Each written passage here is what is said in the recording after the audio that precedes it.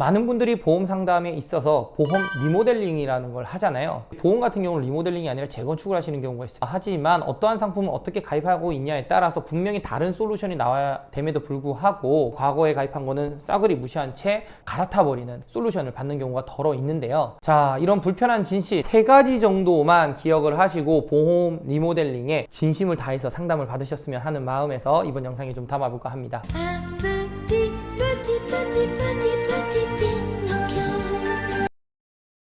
안녕하세요. 김덕용의 바른보험, 바른보상의 바보설계사 김덕용 대표입니다. 제가 이번 영상에서는요, 조금 기본이 되는 내용을 좀 담아볼까 합니다. 많은 분들이 보험 상담에 있어서 보험 리모델링이라는 걸 하잖아요. 그런데 이 리모델링, 사실은 우리가 리모델링 하면은 우리가 뭐 집을 리모델링 했을 경우에는 집안 내부의 일부를 좀 변경을 하거나 구조적인 무언가 이제 좀 바꾸려고 좀 손을 대는 걸 보고 리모델링을 하는데, 근데 이제 보험 같은 경우는 리모델링이 아니라 재건축을 하시는 경우가 있어요. 전부 다 허물어 버리고 다시 짓는 그런 걸 하거든요. 물론 뭐 이게 나쁘다라고는 할 수는 없습니다. 하지만 어떠한 상품을 어떻게 가입하고 있냐에 따라서 분명히 다른 솔루션이 나와야 됨에도 불구하고 과거에 가입한 거는 싸그리 무시한 채 갈아타 버리는 솔루션을 받는 경우가 덜어 있는데요. 자, 이런 불편한 진실 3가지 정도만 기억을 하시고 보험 리모델링에 진심을 다해서 상담을 받으셨으면 하는 마음에서 이번 영상에 좀 담아볼까 합니다. 그중 첫 번째입니다. 가입 목적을 잊지 않으셨으면 좋겠습니다. 과거 가입한 보험이 잘못 가입한 것 같아 라고 할지라도요, 어느 정도의 시간이 지났느냐, 또 그때 당시에 판매됐던 상품들, 특약들이 좋았던 게 있느냐 없느냐에 따라서 분명히 무조건 해지가 아니고요, 일부는 남겨질 수도 있다는 걸 잊지 않으셔야 됩니다. 그리고 그러한 특약들은 가입 목적에서 얼마나 부합이 되느냐에 따라서 중요한 역할을 할 수도 있기 때문에 무조건 해지하지 말라고 제가 조언을 드리는 겁니다. 일례로 사실 나는 암진단금을 너무나 가입하고 싶었어 라고 했단 말이에요. 그런데 암진단금 이외에 다른 부수적인 특약들이 너무 많이 가입돼 있고, 뭐 갱신형 특약도 있고, 이래저래 뭐 의무가입 조건이라고 해서 상해 사망, 상해 후유장애 혹은 사망보험금 같은 것들이 많이 들어가 있다 그러면 그 부분에 대해서 내 가입 목적과 부합하지 않으면 그 비중을 줄이면 됩니다. 그 역할은 생명보험사 같은 경우는 콜센터 통해서도 가능하고요, 손해보험사는 담당 설계사가 좀 해줘야 되는 또 번거로움이 또 있을 수는 있지만, 내가 가입한 내 보험을 내가 조금 나에게 유리하게 좀 수정을 한다는 것에 대해서는 당연한 권리시기 때문에 그 부분은 충분히 가입 목적이라는 것 자체를 분명히 해서 내가 기존에 가입했던 보험 보시고 무조건 해지가 아니라 좀 조절하는 방향도 생각해 보셔라 라는 거를 잊지 않으셨으면 하는 바람에서 이 첫 번째 항목을 좀 짚어드립니다. 그리고 두 번째입니다. 이 두 번째 같은 경우는요, 우리가 사실 보험 리모델링을 하게 되면 조금 기존에 가입했던 것 중에 불필요한 특약이나 중복이 되었을 때 좀 불리한 특약들, 항목들 줄일 수 있잖아요. 그러면서 보강이라는 걸 합니다. 그러면 이 보강하는 항목에 대해서 구색 맞추기 식으로 좀 많은 특약들을 가입하면서 가성비 좋게끔 가입하는 거를 선호하지는 않고요.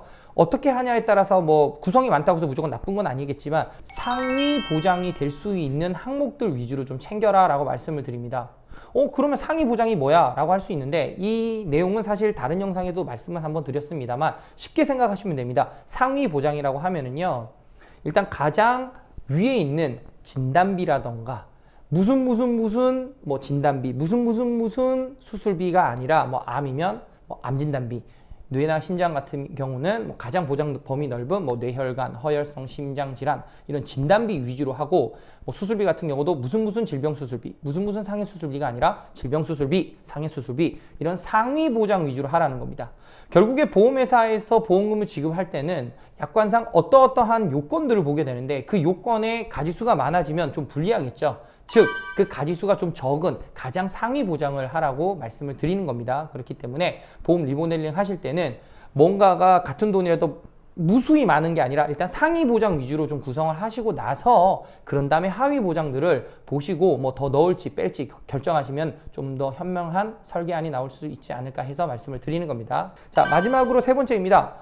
보험 리모델링 하시면서 아무래도 보험료가 좀 가중이 되시는 분들이 있어요. 그래서 이 와중에 갱신형 보험을 선택하시는 분들이 있는데, 사실 이 갱신형 보험이라는 거는 가입하지 말아라 라는 입장보다는 좀 조심스럽게 계산을 하고 접근을 해라 라고 말씀드리고 싶습니다. 이 상담하시는 분들 중에 한 50대 초중반인 분들이 많이 고민을 하세요. 기존에 납입했던 보험을 좀 줄인다고 하더라도 내가 줄여도 한 10만 원 초중반대를 내시는 분들도 있고요. 아니면 뭐 10만 원 왔다 갔다 그 내외의 보험료를 납입하시는 분들이 있는데, 여기서 한 8, 9만 원짜리 보험만 늘어나도 20만 원이 훌쩍 넘어가거나 20만 원이 육박하는 보험료가 형성이 되기 때문에 부담스러워 한다는 겁니다. 그래서 이 8만 원의 비용이 너무 사실은 좀 부담스럽다 보니까 한 3, 4만 원, 4, 5만 원 선에 20년 갱신형 보험 이런 걸 준비를 하시는데, 이게 나쁘다라는 게 아니고요.